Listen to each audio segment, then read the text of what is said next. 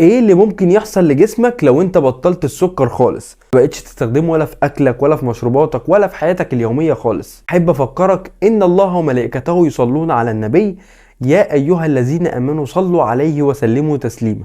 كتير مننا بياكل او بيشرب او بيدخل السكر في حياته اليومية بنسبة كبيرة جدا، وده بيخليه بيدهور حياته وهو مش مدرك، وهو عارف ان الحاجات دي طبيعية واللي بيحصل لي ده مش من السكر خالص، او هو مش متخيله ان السكر ممكن يوصله للي هو فيه دلوقتي. عشان كده اول حاجة لو انت بطلت السكر ممكن تحصل لك انك هتخسر شهيتك للسكر. ناس كتير جدا بتحب تاكل سكر وطول اليوم يقولك انا عايز اكل حاجة مسكرة. هو ايه اللي بيحسسك الاحساس ده؟ بيحسسك الاحساس ده السكر. لما انت بتصحى مثلا من النوم بتدخل نسبة سكر، او بتدخل مثلا البسكوت مليان سكر، او بتدخل اي حلويات، بالتالي السكر بيعلى في الدم عندك وبيحسسك طول اليوم انك عايز تاكل سكر. فلما تمنع سكر دي مش هتبقى عندك. تاني حاجة انك هتخسر المية اللي موجودة تحت الجلد عندك، لان معظم المية اللي اتخزنت كان سببها السكر والملح، ولكن السكر بنسبة اكبر. فلما انت تمنع سكر المية اللي موجودة تحت الجلد عندك هتنزل. تالت حاجة بقى، لو شخص كان بياخد سكر بنسبة كبيرة ومرة واحدة قطع السكر هيخسر دهون. اسمع مني، هيخسر دهون، لان معظم السكر اللي كان بياخده من حلويات ومن بسكوتات ومن الكلام ده بقاش يدخله، وبالتالي هو قلل نسبة الكالوريز اللي كان بيدخلها، وبالتالي ممكن يحصل عجز وهو مش حاسس، وبالتالي يخسر دهون. رابع حاجة، احساس الجوع اللي عندك او اللي بتحس بيه على طول مش هيبقى عندك.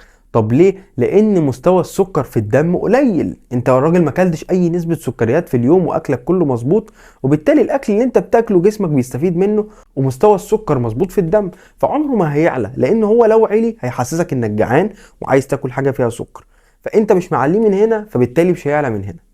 خامس حاجة، هيتلغي عندك احساس التعب والخمول والارهاق، لان الكلام ده كله بيحصل لما السكر بيترفع في الدم، بالتالي تحس ان انت هبطان، حاسس ان انت تقيل، ارهاق، كسل، كل ده هيتلغي بمجرد انك تبطل سكر. سادس حاجة، في ناس كتير بتعاني من الالتهابات ومش عارفين ان الالتهابات دي سببها السكر. كتر السكر بيسبب التهابات في المفصل، فبالتالي لما تخسر سكر الالتهابات دي هتقل. الحاجة بقى اللي انا شايفها من اهم الحاجات والناس كتير بتعاني منها، ان مودك هيتظبط جدا. المود بتاعك هيتظبط اول ما تبطل سكر، لان السكر لما بيزيد في الدم ويخليك نفسك تاكل حاجه مسكره عشان مزاجك يتظبط، وبالتالي مزاجك هيفضل كده، بالتالي المود عندك هتلاقي نفسك انا مخنوق. انا طب ايه يا ابني اللي خانقك؟ ما الدنيا جميله وانت راجل شغال وبتاع وبتصلي مش صحيا انا حاسس ان انا تعبان هو من السكر. اديك عرفت، بطله بقى. غير ان هو هيخلي الذاكره بتاعتك على طول بتنسى، كمان التركيز، فبالتالي لما انت تبطله التركيز بتاعك هيزيد والذاكرة بتاعتك هتبقى قوية. فكل دول مع بعض هتاخدهم لو حرفيا بطلت السكر. طب هل السكر بديل اقدر استخدمه؟ الفكرة كلها انك ما تاخدش حاجة تعلي مستوى السكر في الدم قوي.